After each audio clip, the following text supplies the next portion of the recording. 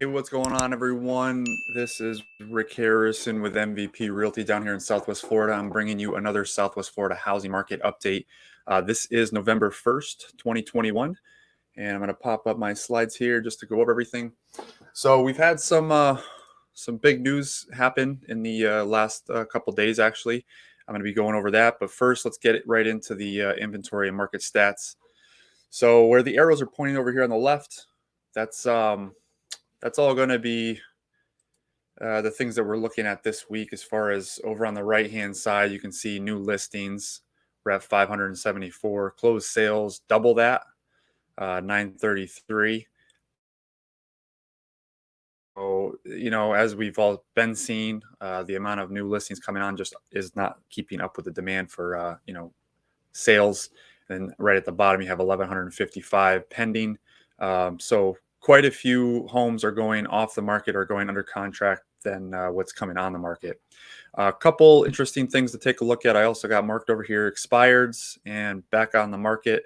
How many homes are going off the market? So over the last 7 days, we had 153, and then back on the market. Expireds 128 went off the market, and then 153 have come back on the market over the last 7 days. The other thing too is price decrease. So this is price increase and price decrease. This is a good indicator of what's going on with the market. As I mentioned in last week's update, the market has started to really. I wouldn't say it's shifted per se, but I'd say that it has hit some peaks and valleys. So we're starting to see things out a little bit. I know there have been some gurus in the news reporting that those changes haven't really leveled out, and in fact, that demand has actually stayed up. But so those are your numbers over the last 7 days. Interest rate recap, just as of not 10/20, but as of yesterday. According to Nerd Wallet, we have the 30-year fixed rate at 3.001% on average. Now, Nerd Wallet gets their data from Zillow, so I don't know how accurate this is and where Zillow is getting their data from. Bank rate national average is 3.3%, so right around. It's still hovering right around, but they are saying that we'll get right into that. They are saying that the interest rates could be going up as early as this month, with the Fed reconvening to talk about the timeline and structure for interest rates and inflation. Big news in the housing market, some big news for Florida too. Florida has a $150 billion infrastructure bill that is sitting right now. It hasn't been decided, but it is looking good for it. I'm going to cover that in just a minute in more detail. Affordable housing and exchanges will also be covered in the next slide as well. But some things to look out for that were in the news as far as the National Association of Realtors. Lumber prices look like they're going to be going back up again. I know with COVID, everything started to slow down a little bit. Lumber prices started going way back up.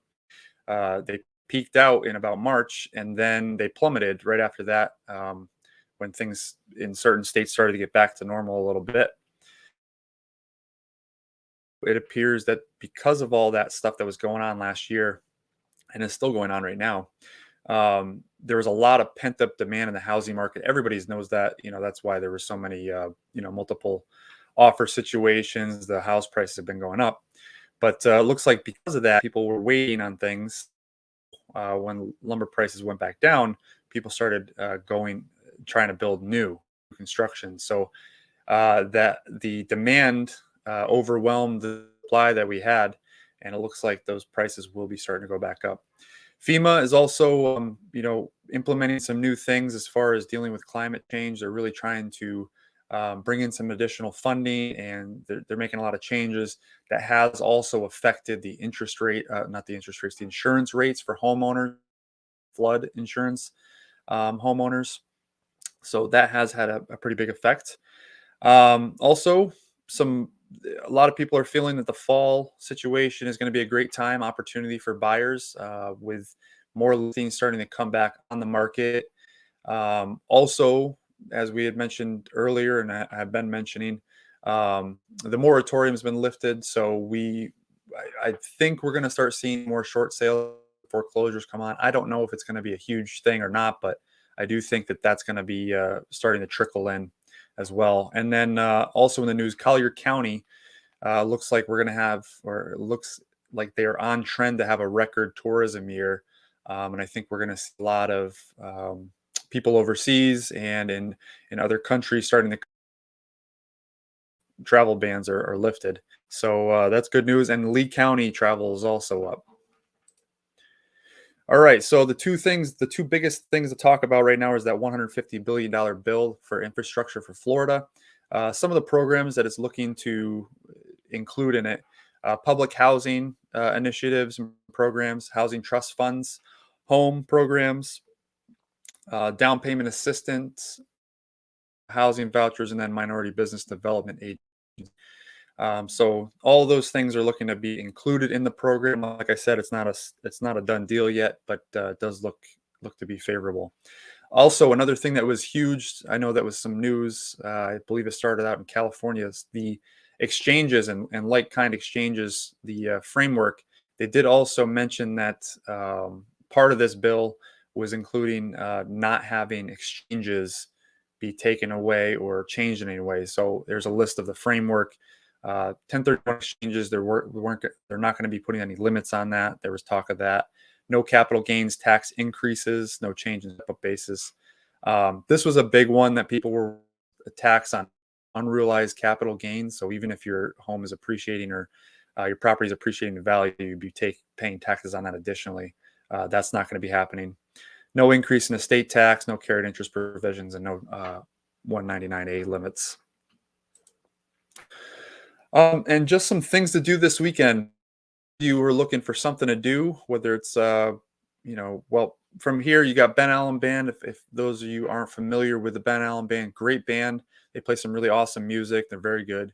They're going to be having Appreciation Day at the Naughty Parrot Oasis, which is right before the bridge to go to Fort Myers Beach. Great little spot. It's $20 cover charge. Sebastian Maniscalco is also coming to the Barbara B. Mann Performing Arts Theater right here in Fort Myers, down by the River District. And he'll be there Thursday, Friday, Saturday, and Sunday. Tickets range based on the night, the time, and I believe the seats as well. And then also starting this weekend, Fenway Fair. There's a fair every weekend for Fridays, Saturdays, and Sundays. The tickets are $5 online if you have a 2-for-1, $10 at the gate, and then they also have $30 admission and rides per person, or $100 for family 4-pack for rides and admission. And that's every weekend from the 5th through the 21st till 10 p.m. So that's what I have going on this weekend. I'll probably be hitting up one of those of you who have any questions on the market, how it might be affecting your situation as a buyer or a seller.